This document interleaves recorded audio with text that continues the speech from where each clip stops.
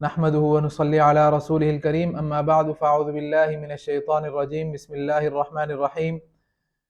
سورۃ البقرہ کے 2 رکوع کا ترجمہ اور اس کی تفسیر الحمدللہ بیان ہو چکی ہے۔ آج انشاءاللہ ہم تیسرے رکوع کی تفسیر کا آغاز کریں گے، اور اگر کوئی شخص ہمارے چینل پر ابھی نیا ہے اور وہ پچھلے رکوع کی تفسیر کو دیکھنا چاہتا ہے یا اس سے پہلے کے جو تفسیر کے مبادیات ہیں ان کو دیکھنا چاہتا ہے تو اوپر لنک آ رہا ہوگا، اس پر کلک کر لیں اور ہمارے چینل کا وزٹ بھی کریں، اس کو سبسکرائب بھی کر کے بیل آئیکن کو دبا کر جو پہلے کی ویڈیوز ہیں اس کو دیکھیں، تاکہ آپ کو مکمل طور پر اس تفسیر کا جو ترجمہ اور تفسیر ہے مکمل طور پر آپ اس کو پڑھ سکیں، سمجھ سکیں، سن سکیں، اور آگے کے اسباق کے اندر آپ ہمارے ساتھ شامل ہو سکیں۔ سورۃ البقرہ کے تیسرے رکوع کا آغاز کرتے ہیں۔ بسم اللہ الرحمن الرحیم۔ یا ایہا الناس اعبدوا ربکم الذی خلقکم والذین من قبلکم لعلکم تتقون۔ اللہ رب العزت رکوع کے آغاز میں ہی فرما رہے ہیں، اے لوگو اعبدوا ربکم، اپنے اس رب کی عبادت کرو، الذی خلقکم والذین من قبلکم، جس نے تمہیں بھی پیدا کیا اور تم سے پہلے لوگوں کو بھی پیدا کیا، یعنی جو تم سے پہلے گزر چکے ہیں انہیں بھی جس نے پیدا کیا، اس رب کی عبادت کرو، لعلکم تتقون، تاکہ تم متقی بن جاؤ۔ الذی جعل لکم الارض فراشا والسماء بناء، یعنی وہ ذات، کس ذات نے تمہیں پیدا کیا؟ اس ذات نے تمہیں پیدا کیا، الذی جعل لکم الارض فراشا، جس ذات نے زمین کو تمہارے لیے بچھونا بنایا، والسماء بناء، اور آسمان کو چھت بنایا، وانزل من السماء ماء، اور آسمان سے پانی برسایا، فاخرج به من الثمرات رزقا لکم، پھر اس کے ذریعے تمہارے لیے تمہارے رزق کے طور پر پھل نکالے، فلا تجعلوا للہ اندادا وانتم تعلمون، لہذا تم اللہ کے ساتھ کسی کو شریک نہ ٹھہراؤ، وانتم تعلمون، جبکہ تم یہ سب باتیں جانتے ہو۔ اس رکوع کے آغاز کی جو پہلی 2 آیتیں میں نے آپ حضرات کے سامنے ابھی پڑھی ہیں، ان کا ترجمہ بیان کیا ہے۔ رکوع کے شروع میں اللہ رب العزت نے ان 2 آیتوں کے اندر جو عقیدہ توحید ہے، اسلام کا جو سب سے بنیادی عقیدہ ہے، اس کو بیان کیا، اور لوگوں کو اس بات کی طرف توجہ دلائی کہ وہ لوگ جو اللہ رب العزت کی نافرمانی میں لگے ہوئے ہیں، اللہ پاک کے احکامات کو توڑ رہے ہیں، رسول اللہ صلی اللہ علیہ وسلم کی لائے ہوئی شریعت کا انکار کر رہے ہیں، آپ علیہ السلام کی رسالت کے منکر ہیں، یعنی کفار، چاہے وہ مشرکین ہوں، چاہے وہ عیسائی ہوں، چاہے یہودی ہوں، کسی بھی مذہب سے تعلق رکھنے والے جو لوگ بھی ہیں، جو منکرین نبوت ہیں، جو منکرین توحید ہیں، ان لوگوں کے لیے اللہ رب العزت کی طرف سے توحید کی دعوت دی گئی، اور ان کو اس بات کی طرف توجہ دلائی گئی کہ اے لوگو اس رب کی عبادت کرو جس نے تمہیں اور تم سے پہلے لوگوں کو پیدا کیا، یعنی عبادت کے لائق تو وہی ذات ہونی چاہیے کہ جو کسی بھی مخلوق کو وجود میں لانے کا اصل سبب ہے، جو کسی بھی مخلوق کو وجود میں لانے کا جو خالق ہے، جس نے دنیا کو وجود بخشا، جس نے کائنات کے ہر ذرے کو وجود بخشا، تو اصل تو ہونا تو یہ چاہیے، اصولاً ضابطہ تو یہ ہونا چاہیے کہ جو چیز دنیا میں لانے کا ذریعہ بنی ہے، جو چیز دنیا میں لانے کا خالق ہے، مالک ہے، جو ہر اعتبار سے دنیا کی ہر چیز کا مالک ہے، تو عبادت بھی اسی کی کرنی چاہیے، حکم بھی اسی کا ماننا چاہیے۔ لیکن یہاں پر معاملہ بالکل الٹ ہے۔ اصل میں کفار کا یہ عقیدہ تھا، آپ حضرات جانتے ہیں کہ کفار یہ کہتے تھے کہ یہ ساری چیزیں ہم مانتے ہیں کہ اللہ پاک نے آسمان بھی بنایا، اللہ پاک نے کائنات کو تخلیق بھی کیا، آسمان کو بھی بنایا، زمین کو بھی بنایا، زمین کے اوپر اللہ رب العزت نے نباتات اگائے اور زمین کی پیداوار کو بڑھایا، اور دیگر جتنی بھی نعمتیں ہیں یہ سب کچھ اللہ تعالیٰ کی طرف سے ہی نازل کردہ ہیں، ہمیں عطا کی گئی ہیں۔ لیکن اس کے ساتھ ساتھ ان کا یہ دوسرا عقیدہ، جہاں پر خرابی ان کے عقیدے میں جو پیدا ہو رہی تھی، وہ یہ تھی کہ اللہ پاک اکیلے اس کام کے اندر وہ کرنے والے نہیں ہیں، بلکہ اللہ پاک کے ساتھ اس کام میں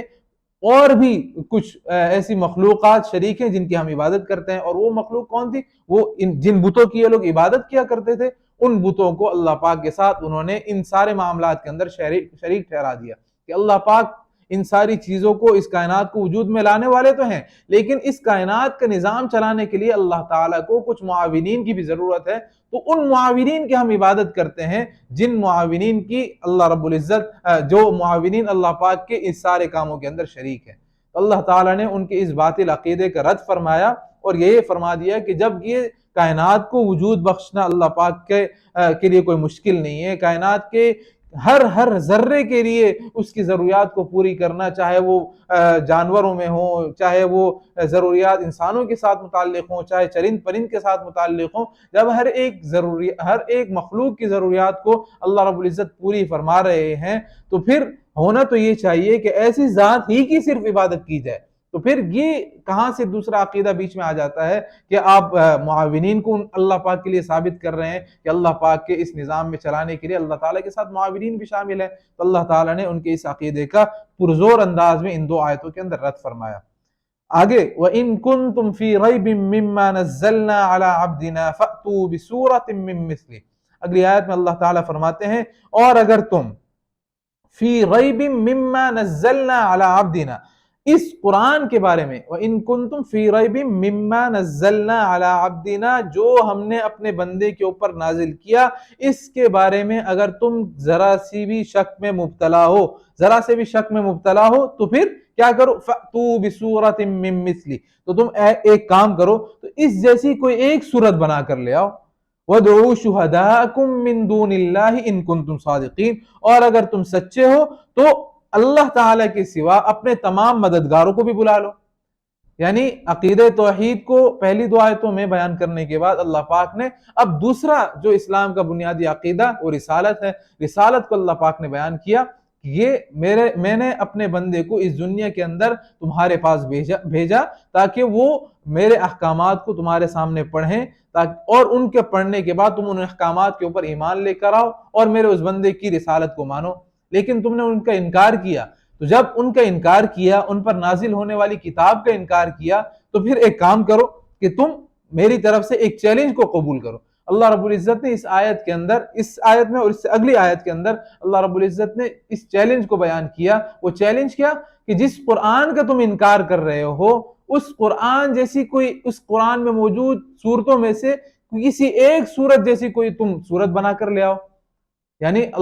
عرب کے لوگ تو وہ لوگ تھے کہ جو کھڑے کھڑے ہزار کے قریب اشعار ایک شخص کہہ دیا کرتا تھا فی البدی، یعنی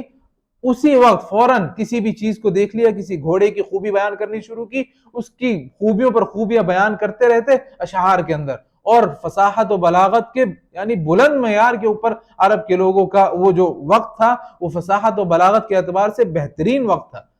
اشعار بیان کرنے پر آتے تو بیان کرتے چلے جاتے، اور دیگر فصاحت و بلاغت کے ان کے محفلیں ہوتی، مجلسیں سجتی، تو اس میں ایک یعنی ان پڑھ سے ان پڑھ شخص بھی ان کا ایسا ہوتا کہ اس کو شعر کہنے میں کوئی مسئلہ پیش نہ آتا تھا. اسی لیے اللہ پاک نے ان کے سامنے یہ چیلنج رکھا کہ تم تو فصاحت و بلاغت کے بہترین معیار پر ہو، تمہارے لیے تو شعر کہنا کوئی مشکل کام نہیں ہے. تو اگر تم یہ کہتے ہو کہ نعوذ باللہ یہ نبی شاعر ہے، یہ نبی کاہن ہے، آپ صلی اللہ علیہ وسلم کو جیسا کہ آپ حضرات جانتے ہیں کہ کفار وہ آپ صلی اللہ علیہ وسلم کو شاعر کہا کرتے تھے، تو اللہ تعالیٰ نے ان سے کہہ دیا کہ اگر یہ نبی شاعر ہے تو پھر تم تو شعر و شاعری کے اندر بہت زیادہ ماہر ہو. تو تم ایک کام کرو، اگر یہ نبی یہ قرآن اپنی طرف سے کہہ رہے ہیں تو تم بھی انہی کی طرح کوئی ایک صورت اس قرآن جیسی کوئی تم بھی بنا کر لے آؤ. لیکن جب یہ قرآن کا چیلنج اللہ تعالیٰ نے ان کے سامنے پیش کیا ایک صورت بنا کر لانے کا، تو اس چیلنج کو سنتے ہی بڑے بڑے شعراء اور بڑے بڑے ادباء اور بڑے بڑے فصیح و بلیغ قسم کے لوگ وہ چاروں شانے چت ہو گئے، اور کسی نے بھی اتنی جرت نہیں کی، بلکہ کوئی شخص بھی اس قابل نہ ہو سکا کہ اس کا کوئی کلام وہ قرآن کریم کے سامنے ٹھہر سکے. بہت ساروں نے کوشش بھی کی، لیکن ان کے قرآن کے سامنے پیش کیے جانے والے کلام پر پوری دنیا ہنسنے لگی کہ کہاں قرآن کی فصاحت و بلاغت کا معیار اور کہاں تمہارے یہ گھٹیا ترین اشعار. تو اللہ تعالیٰ نے ان کو ان آیات کے اندر قرآن کریم کی مثل صورت بنا کر لانے کا کہا، اور ان کی عاجزی کو اصل میں اللہ تعالیٰ نے دنیا کے سامنے ظاہر کرنا تھا، اور یہ حقیقت ظاہر کرنی تھی کہ اللہ تعالیٰ نے جو اپنے بندے پر کلام نازل کیا ہے وہ در حقیقت اس بندے کا اپنا کوئی کلام نہیں ہے، بلکہ میری طرف سے اتارا گیا کلام ہے جس کو قرآن کریم کہا جاتا ہے۔ اور پھر اگلی آیت میں اللہ تعالیٰ نے فرمایا، ایک تو پہلے ان کو چیلنج دیا، پھر اگلی آیت میں اللہ تعالیٰ نے اپنے اس چیلنج کے بعد ایک دعویٰ بیان کیا، فَإِن لَمْ تَفْعَلُوا وَلَن تَفْعَلُوا، پھر اگر تم یہ کام نہ کر سکو، وَلَن تَفْعَلُوا، اور تم ہرگز یہ کام نہیں کر سکو گے، یعنی ایک تو اللہ تعالیٰ نے فرمایا کہ بنا کر لے کر آؤ، اگر کوئی تم کر سکتے ہو تو لے کر آؤ، لیکن نہیں لے کر آ سکے کوئی بھی، اور پھر اللہ تعالیٰ نے اور مزید ایک تاکیداً جملہ کہا، کبھی بھی نہیں لا سکو گے، یعنی تم قیامت تک کے لیے آنے والے لوگوں کے لیے چیلنج ہے کہ جو آج کے زمانے میں بھی اگر کوئی شخص قرآن کریم کو نہیں مانتا اور قرآن کریم کو نعوذ باللہ شعراء کا کلام کہتا ہے یا من جانب اللہ نہیں مانتا، اور یہ کہتا ہے کہ اللہ تعالیٰ کی طرف سے نازل کردہ کلام نہیں ہے بلکہ اس کے بندوں کی طرف کا کہا گیا کلام ہے، تو قیامت تک آنے والے لوگوں کے لیے چیلنج ہے، تو پھر اس طرح کی کوئی ایک صورت تم بنا کر لے آؤ۔ فَاتَّقُوا النَّارَ الَّتِي وَقُودُهَا النَّاسُ وَالْحِجَارَةُ، اللہ تعالیٰ نے آگے اس آگ سے ڈرایا، فرمایا تم ڈرو اس آگ سے، الَّتِي وَقُودُهَا النَّاسُ وَالْحِجَارَةُ، جس آگ کا ایندھن انسان اور پتھر ہوں گے، اُعِدَّتْ لِلْكَافِرِينَ، اور وہ آگ کفار کے لیے تیار کی گئی ہے، یعنی جو منکرین کے لیے تیار کی گئی ہے اس آگ سے اللہ تعالیٰ نے یہاں پر ڈرا دیا کہ اگر تم انکار کرو گے، کفار میں اپنا شامل رہو گے، تو کل قیامت کے روز جس آگ کا ایندھن انسان اور پتھر ہوں گے، یعنی اس آگ کو دہکایا ہی انسانوں کے ذریعے سے اور پتھروں کے ذریعے سے جائے گا، اس آگ کے اندر تمہارا بھی حشر ہوگا۔ وَبَشِّرِ الَّذِينَ آمَنُوا وَعَمِلُوا الصَّالِحَاتِ أَنَّ لَهُمْ جَنَّاتٍ تَجْرِي مِن تَحْتِهَا الْأَنْهَارُ۔ اگلی آیت کے اندر اللہ رب العزت نے بنیادی جو تیسرا عقیدہ اسلام کا عقیدہ ہے، آخرت پر یقین کا عقیدہ، وہ بیان کیا۔ وَبَشِّرِ الَّذِينَ آمَنُوا، اور خوشخبری سنا دیجئے ان لوگوں کو جو ایمان لے کے آئے، وَعَمِلُوا الصَّالِحَاتِ، اور جنہوں نے نیک عمل کیے، أَنَّ لَهُمْ جَنَّاتٍ تَجْرِي مِن تَحْتِهَا الْأَنْهَارُ، کس چیز کی خوشخبری؟ کہ ان لوگوں کے لیے ایسے باغات ہیں، تجری من تحتها الانہار، جن کے نیچے نہریں بہتی ہوں گی، کلما رزقوا منها من ثمرۃ الرزق، جب کبھی ان کو ان باغات میں سے کوئی پھل بطور رزق کے دیا جائے گا تو قالوا هذا الذي رزقنا من قبل، تو وہ یہ کہیں گے یہ تو وہی ہے جو ہمیں پہلے بھی دیا گیا تھا، وَأُتُوا بِهِ مُتَشَابِهًا، اور انہیں وہ رزق ایسا ہی دیا جائے گا جو دیکھنے میں متشابہہ ملتا جلتا ہوگا، وَلَهُمْ فِيهَا أَزْوَاجٌ مُطَهَّرَةٌ، اور وہاں پر ان کے لیے پاکیزہ بیویاں ہوں گی، وَهُمْ فِيهَا خَالِدُونَ، اور وہ ان باغات میں ہمیشہ ہمیشہ رہیں گے۔ اللہ رب العزت نے عقیدہ آخرت کو اس آیت کے اندر بہت کھول کر بیان کیا، اور اس آخرت کے عقیدے کو دل میں جما لینے کے بعد جو اللہ تعالیٰ کی طرف سے انعامات ملیں گے اس کی ایک جھلک اللہ تعالیٰ نے اس آیت کے اندر بیان کر دی، کہ جو اس عقیدہ توحید کا اقرار کرے گا، عقیدہ رسالت کو مانے گا، آخرت کے عقیدے کو تسلیم کرے گا، ان کے لیے اللہ رب العزت کی طرف سے انعام ہے، نیک عمل بھی کرے گا، ایمان بھی لے کے آئے گا اور عمل صالح بھی کرے گا۔ تو اس سے پتہ چلا کہ صرف نرا ایمان لانا کافی نہیں ہے، بلکہ ایمان لانے کے ساتھ ساتھ اعمال صالحہ بھی ضروری ہے، یعنی ایمان کی بنیاد پر اگر کسی شخص کے اندر ایمان باقی ہے لیکن وہ اعمال صالحہ کے اندر اس کے اندر کوتاہی ہے، تو بالآخر یعنی اپنے اعمال کی سزا بھگتنے کے بعد ضرور انشاءاللہ اللہ پاک اس کو جنت میں داخل کریں گے، لیکن دخول اولی یعنی شروع ہی سے جنت میں دخول کا مستحق وہی شخص ہوگا، اور اللہ رب العزت کی رضا کا مستحق اور اللہ پاک کا محب بندہ وہی ہوگا جو ایمان لے کر آئے اور ایمان لانے کے ساتھ ساتھ اعمال صالحہ کی پابندی بھی کرے، تو اللہ رب العزت اس کو دخول اولی بھی نصیب فرمائیں گے، اور اللہ رب العزت اپنی رضا بھی اس کو نصیب فرمائیں گے،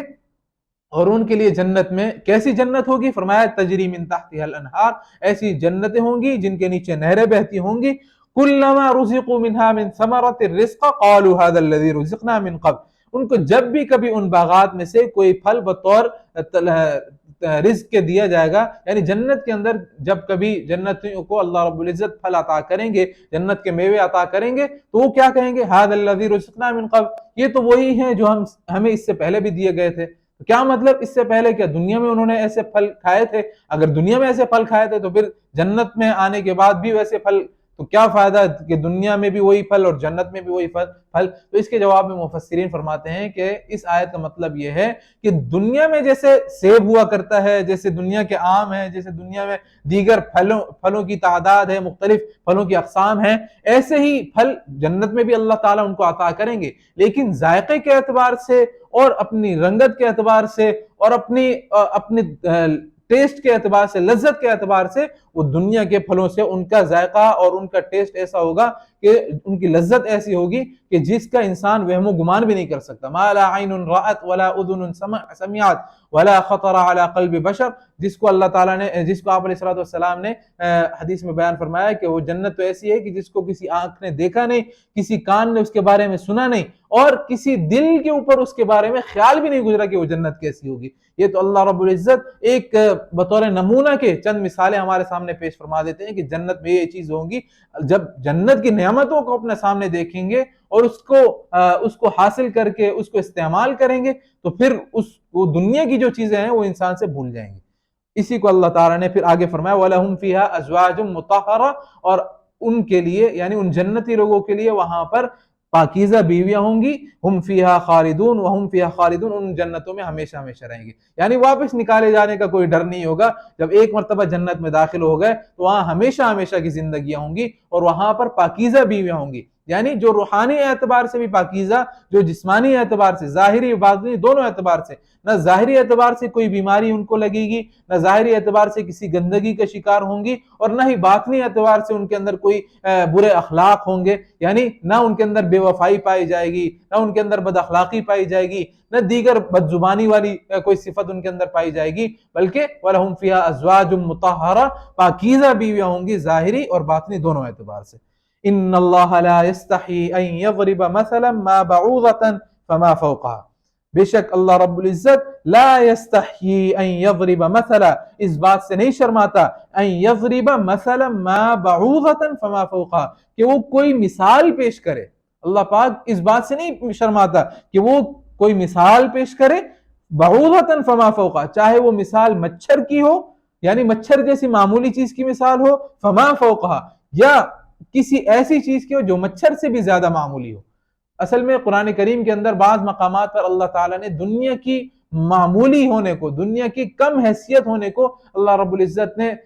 مختلف مقامات پر کہیں مچھر کے پر سے تشبیہ دی، کہیں پر اللہ تعالیٰ نے مکھی کی مثال بیان کی، کہیں پر مچھر کی مثال بیان کی۔ تو اس طرح کی چھوٹی چھوٹی چیزوں کو جب اللہ تعالیٰ نے مثال کے طور پر بیان کیا تو یہ کفار کو اعتراض کرنے کا موقع مل گیا، اور انہوں نے کہا کہ یہ اگر کلام اللہ ہے، اگر یہ وحدہ لا شریک کا کلام ہے، کائنات کو تخلیق کرنے والی ذات کا کلام ہے جو کہ بہت بڑی ذات ہے، تو پھر اس ذات کی شان سے تو یہ ہماری عقل تسلیم نہیں کرتی کہ وہ اتنی چھوٹی چھوٹی چیزوں کی مثال بیان کرے۔ اس کو تو چاہیے کہ اپنی حیثیت کے اعتبار سے اور اپنی شان و شوکت کے اعتبار سے مثالیں بیان کرے۔ تو اللہ تعالیٰ نے اس اعتراض کا جواب یہاں ارشاد فرمایا کہ بھائی کسی بھی چیز کی مثال جس چیز کے ساتھ دی جا رہی ہوتی ہے اسی کی مناسب اس کی مثال بیان کی جاتی ہے۔ دنیا کی حقیقت اللہ رب العزت کی نظر میں، اللہ پاک کے سامنے دنیا کی حقیقت ایک مچھر کے پر سے بھی کم کی حیثیت ہے، تو اللہ تعالیٰ اس چیز کی حیثیت کو اسی کے مقدار، اسی کے برابر جو چیز ہے اس کے ساتھ بیان کر رہے ہیں۔ تو یہ تو عین عقل کا تقاضا ہے کہ کسی چیز کی آپ نے مثال پیش کرنی ہو تو اسی کی حیثیت کے مطابق اس کی مثال پیش کی جاتی ہے۔ تو کم درجے والی چیز کی مثال اگر بڑے درجے والی چیز کے ساتھ پیش کی جائے تو یہ تو فصاحت و بلاغت کے عین خلاف ہے، بلکہ آپ کا یہ اعتراض عین فصاحت و بلاغت کے خلاف ہے، جو کہ اس بات کا دعویٰ کر رہے ہیں کہ ہم فصیح و بلیغ لوگ ہیں اور ہم عرب کے وہ لوگ ہیں کہ جو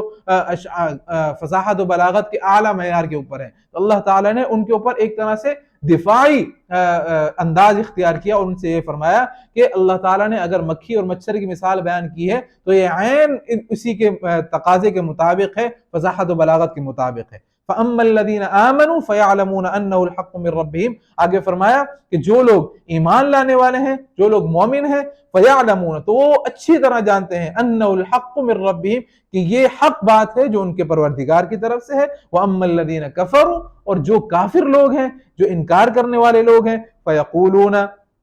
وہ لوگ یہ کہتے ہیں یہ ایسی مثالوں کو سن کر، ماذا اراد اللہ بہذا مثلا، کہ اللہ تعالیٰ اس مثال سے اللہ تعالیٰ کا کیا مطلب ہے۔ وہی بات کہ اللہ تعالیٰ کے بیان کردہ مثالوں کے اوپر وہ اعتراض کرتے ہیں، اللہ تعالیٰ نے ان کے اس اعتراض کو رفع فرما دیا اور فرمایا یضل بہ کثیرا، ان مثالوں کے ذریعے سے اللہ تعالیٰ بہت سے لوگوں کو گمراہی میں مبتلا کر دیتا ہے، وَيَهْدِي بِهِ كَثِيرًا، اور بہت سے لوگوں کو راہ راست عطا کر دیتا ہے، ہدایت دے دیتا ہے۔ وَمَا يُضِلُّ بِهِ إِلَّا الْفَاسِقِينَ، اور اللہ تعالیٰ گمراہ انہی لوگوں کو کرتا ہے کہ جو نافرمان ہیں۔ یعنی قرآن کریم کے ذریعے سے ہدایت بھی ملتی ہے اور قرآن کریم ہی کے ذریعے سے بہت سے لوگ وہ گمراہی کا بھی شکار ہو جاتے ہیں۔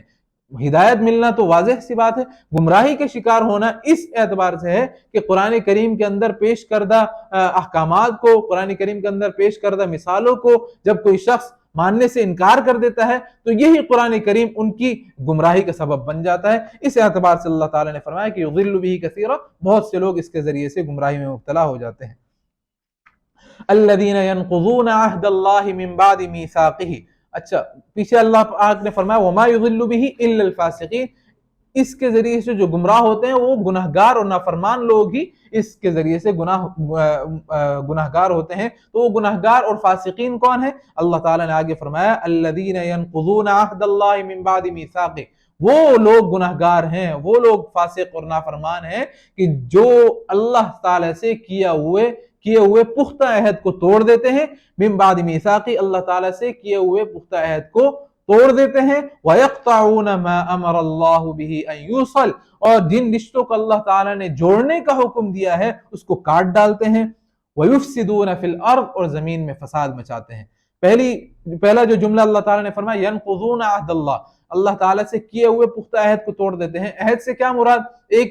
مفسرین فرماتے ہیں کہ دو مطلب ہو سکتے ہیں۔ ایک تو عہد سے مراد وہ عہد ہے کہ جب اللہ تعالیٰ نے انسانوں کو ابھی پیدا نہیں فرمایا تھا بلکہ انسانوں کی روحوں کو اللہ تعالیٰ نے تخلیق فرما دیا تھا، تو ان کی روحوں کو اللہ رب العزت نے اس موقع پر جمع فرمایا آسمانی دنیا کے اوپر، اور سب سے ایک عہد لیا تھا کہ الستُ بربکم، کہ کیا میں تمہارا رب نہیں ہوں؟ تو سب نے بیک زبان ہو کر جواب دیا تھا کہ قالوا بلا، کہ بے شک آپ ہمارے رب ہیں، آپ ہمارے پروردگار ہیں، آپ جو احکامات ہمیں دیں گے ہم آپ کے احکامات کو مانیں گے۔ تو اس موقع پر جو عہد اللہ تعالیٰ سے کیا ہوا تھا اس عہد کو توڑنے والے لوگ یہ فاسقین ہیں، نافرمان لوگ ہیں۔ اور ایک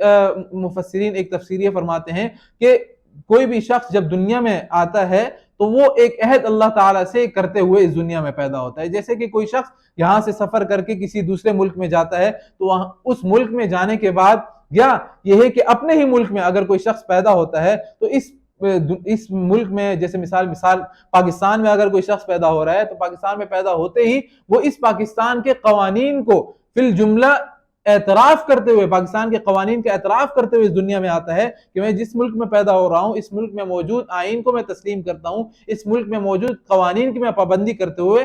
کروں گا، اس ساری چیزوں کا عہد کرتے ہوئے اس دنیا میں آتا ہے۔ تو اسی طریقے پر اللہ تعالیٰ مفسرین فرماتے ہیں کہ جب کوئی بندہ دنیا میں آتا ہے تو اس کائنات کا جو خالق ہے اس خالق سے گویا کہ اس نے ایک عہد کر لیا دنیا میں پیدا ہوتے ہی کہ جس خالق نے مجھے پیدا کیا ہے اسی خالق کی پیدا کرنے کے بعد میں اس خالق کی مانوں گا بھی، اس خالق نے جن جن احکامات کا حکم دیا ہے، جن جن رسولوں کو ماننے کا حکم دیا ہے ان رسولوں کو بھی مانوں گا، ان کے بیان کردہ احکامات کو بھی مانوں گا۔ تو ان لوگوں نے اس عہد کو توڑ دیا۔ تو یہ دو مطلب مفسرین نے عہد کے بیان فرمائے، اور اگلا جملہ فرمایا وَيَقْطَعُونَ مَا أَمَرَ اللَّهُ بِهِ أَن يُوصَلَ، اس رشتوں کو بھی کاٹ ڈالتے ہیں کہ جن کو ملانے کا، جن کو جوڑنے کا اللہ تعالیٰ نے حکم دیا ہے، یعنی رشتہ داروں کے ساتھ صلہ رحمی کا جو حکم اللہ تعالیٰ نے ارشاد فرمایا ہے اس حکم کو بھی یہ لوگ یعنی نافرمان لوگ، فاسقین لوگ وہ ہیں جو ان احکامات کو بھی اکثر نظر انداز کر دیتے ہیں اور رشتہ داروں کے ساتھ قطع تعلقی کرتے ہیں، صلہ رحمی کا حکم نہیں مانتے بلکہ اس کی جگہ قطع تعلق کرتے ہیں۔ وَيُفْسِدُونَ فِي الْأَرْضِ، اور زمین میں فساد مچاتے ہیں۔ یعنی پہلا حکم يَنْقُضُونَ عَهْدَ اللَّهِ، اس کا تعلق حقوق اللہ کے ساتھ ہے، وَيَقْطَعُونَ مَا أَمَرَ اللَّهُ بِأَن يُوصَلَ وَيُفْسِدُونَ فِي الْأَرْضِ، یہ اگلے جو دو حکم ہیں ان کا تعلق حقوق العباد کے ساتھ ہے، اور يُفْسِدُونَ فِي الْأَرْضِ کا تعلق جو نتیجتاً ہے وہ پہلے ہی حکم کے ساتھ ہے کہ جب کوئی شخص صلہ رحمی نہیں کرے گا، اپنے اڑوس پڑوس کے ساتھ تعلقات اچھے نہیں رکھے گا، اپنے چھوٹوں کے اوپر شفقت نہیں کرے گا، بڑوں کا کہنا نہیں مانے گا، رشتہ داروں کے ساتھ قطع تعلقی کرے گا، تو یہ سارے وہ کام ہیں جن کی وجہ سے معاشرے میں بگاڑ پیدا ہوتا ہے، معاشرے میں فساد پیدا ہوتا ہے۔ تو اسی کے ذریعے سے وَيُفْسِدُونَ فِي الْأَرْضِ زمین میں فساد پیدا ہوگا. اسی کو اللہ تعالیٰ نے فرمایا کہ جب صلہ رحمی نہیں کریں گے تو زمین میں فساد مچے گا, اور یہ فساد مچانے والے لوگ اولئک هم الخاسرون, یہ سب کے سب خسارے والے ہیں, نقصان اٹھانے والے لوگ. کیف تکفرون باللہ وکنتم امواتا فاحیاکم, اسی کو اللہ تعالیٰ نے آگے ارشاد فرما دیا کہ تم اس رب کا کیسے انکار کر دیتے ہو, اس رب سے کیے ہوئے عہد کو کیسے توڑ دیتے ہو. کیف تکفرون باللہ, کیسے تم اللہ تعالیٰ کا انکار کرتے ہو. وکنتم امواتا فاحیاکم, کہ جب تم بالکل بے جان تھے, مردہ تھے, فاحیاکم, تو اس نے تمہیں زندگی بخشی. ثم یمیتکم ثم یحییکم, پھر وہی تمہیں دوبارہ موت دے گا. ثم یحییکم, پھر وہی تمہیں دوبارہ زندہ بھی کرے گا. یعنی کل قیامت کے روز, یعنی ابتدا میں بالکل بے جان تھے, مردہ حالت میں تھے, اللہ تعالیٰ نے بے جان چیز سے, ایک گندے قطرے سے اللہ تعالیٰ نے تمہیں وجود بخشا. پھر اسی بے جان چیز کے ذریعے سے اللہ تعالیٰ نے تمہارے اندر جان ڈالی. جان ڈالنے کے بعد اب تم اکڑتے ہو اور تم میرا انکار کرتے ہو, اور پھر اللہ تعالیٰ تمہیں دوبارہ موت دے گا. پھر کل قیامت کے روز اللہ تعالیٰ تمہیں دوبارہ زندہ کرے گا. تو اس ذات کا جس کا اتنے احسانات ہیں تمہارے اوپر, جس کی قدرت کی نشانیاں قدم قدم پر موجود ہیں, اس کا تم انکار کیسے کر دیتے ہو. ثم الیہ ترجعون, اسی کے بعد تم نے لوٹ کر جانا ہے. هو الذی خلق لکم ما فی الارض جمیعا, وہی ہے وہ ذات جس نے زمین میں جو کچھ ہے تمہارے لیے پیدا کیا. هو الذی خلق لکم ما فی الارض جمیعا, جو کچھ بھی زمین میں موجود ہے سب کچھ تمہارے لیے پیدا کیا. جیسے فرماتے ہیں نا کہ زمین میں جو کچھ ہے اللہ تعالیٰ نے اس کو انسان کے کام میں لگا دیا, لیکن انسان کو اللہ تعالیٰ نے اس لیے پیدا کیا کہ وہ اللہ تعالیٰ کے لیے اپنے آپ کو فارغ کر دے. انسان کے لیے اللہ تعالیٰ نے پوری مخلوقات کو اس کی خدمت میں لگا دیا, لیکن انسان سے صرف اس بات کا تقاضا ہے کہ جن مخلوقات کو میں نے تمہاری خدمت میں لگا دیا, تمہارے ذمہ اب یہ کام ہے کہ تم اب اپنے خالق کی خدمت کرو, اپنے خالق کو راضی کرو, اپنے خالق کی عبادت کرو, اپنے خالق کو ناراض نہ کرو. ثم استوى الى السماء فسواهن 7 سماوات, پھر وہ اللہ رب العزت انسان کو پیدا کرنے کے بعد کیا کر دیا, انسان کے لیے ساری مخلوقات کو انسان کے کام میں لگانے کے بعد آسمان کی طرف متوجہ ہوا. فسواهن 7 سماوات, چنانچہ ان کو 7 آسمانوں کو ٹھیک ٹھیک بنا دیا. 7 سماوات. ثم وهو بكل شيء عليم, اور وہ ہر چیز کا پورا علم رکھنے والا ہے. اسی آیت سے مفسرین فرماتے ہیں کہ اللہ رب العزت نے پہلے آسمانوں کی تخلیق فرمائی, پھر اس کے بعد زمین کی تخلیق کی. بعض آیات کے اندر جس میں زمین کی تخلیق کا پہلے تذکرہ ہے, اس کا بھی مطلب یہ بیان فرمایا کہ آسمان کی تخلیق پہلے فرما دی, زمین کی تخلیق اس کے بعد فرمائی. لیکن جو جہاں پر پہلے تذکرہ ہے اس سے مراد یہ ہے کہ زمین کی جو تخلیق فرمانے کے بعد جو مزید اس کے اندر نباتات اگانا اور دیگر جو بھی زمین کے لوازمات ہیں, پہاڑ ہیں, دریا ہیں, وہ ان دیگر تخلیقات کا ذکر اللہ تعالیٰ نے اس اعتبار سے وہاں پر پہلے ذکر فرمایا ہے. ثم وهو بكل شيء عليم, اور اسی آیت سے ایک اور نقطہ مفسرین نے بیان فرمایا, خلق لکم ما فی الارض جمیعا, تمہارے لیے اللہ تعالیٰ نے جتنا کچھ ہے سب کچھ تمہارے لیے پیدا کیا. اس سے ایک نقطہ یہ بیان فرمایا کہ زمین کے اندر جتنی بھی چیز ہیں ان میں اصل حلت ہے, یعنی ہر چیز مسلمان کے لیے, ایک انسان کے لیے اللہ تعالیٰ نے حلال پیدا کی ہے. اگر کسی چیز کو اللہ تعالیٰ نے حرام بنایا ہے تو وہ اس کو اللہ تعالیٰ نے قرآن کریم کے اندر بیان کیا, یا احادیث نبویہ کے ذریعے سے ہمیں پتہ چلا کہ فلانی چیز کے اندر حرمت ہے. اجماع کے ذریعے سے, قیاس کے ذریعے سے اللہ تعالیٰ نے اس امت تک وہ ان چیزوں کو بیان فرما دیا. اصل یہ ہے کہ زمین میں موجود ہر چیز کے اندر ہر چیز وہ انسان کے لیے حلال ہے. بعد میں قرآنی احکامات کے ذریعے سے اور احادیث کے ذریعے سے کسی چیز کی حرمت جو ہے اس کو ثابت کیا گیا. وَهُوَ بِكُلِّ شَيْءٍ عَلِيمٌ, اور وہ ہر چیز کا علم پورا رکھنے والا ہے. چاہے تم کوئی بھی عمل کر لو, اللہ رب العزت سے کوئی بھی عمل چھپنے والا نہیں ہے. اللہ رب العزت ان تفاسیر کی اس تفسیر کے اندر بیان کردہ احکامات کو, چاہے وہ توحید ہو, چاہے رسالت ہو, چاہے آخرت ہو, ان عقائد کو اپنے دلوں کے اندر راسخ کرنے والا اللہ تعالیٰ ہمیں بنا دے. اور اللہ تعالیٰ مجھے بھی آپ کو بھی کہنے سننے سے زیادہ عمل کی توفیق نصیب فرمائے. آخر میں ایک بار پھر آپ حضرات سے گزارش ہے کہ ہماری اس تفسیر کی ویڈیوز کو خود بھی پڑھیں, خود بھی سنیں, خود بھی دیکھیں, اپنے دوست احباب کو بھی اس میں شامل کریں, تاکہ لوگوں کو صحیح دین کی رہنمائی ان تک پہنچ سکے. اور مختصر انداز میں بیان کرنے کی کوشش کی جاتی ہے, آسان انداز میں سمجھانے کی کوشش کی جاتی ہے. اگر کوئی رائے آپ دینا چاہتے ہیں تو نیچے کمنٹس میں آپ کے لیے کمنٹس کا آپشن کھلا ہوا ہے, اس میں آپ اپنی رائے سے ہمیں آگاہ کر سکتے ہیں. اللہ پاک کہنے سننے سے زیادہ عمل کی توفیق نصیب فرمائے. وآخر دعوانا الحمدللہ رب العالمین.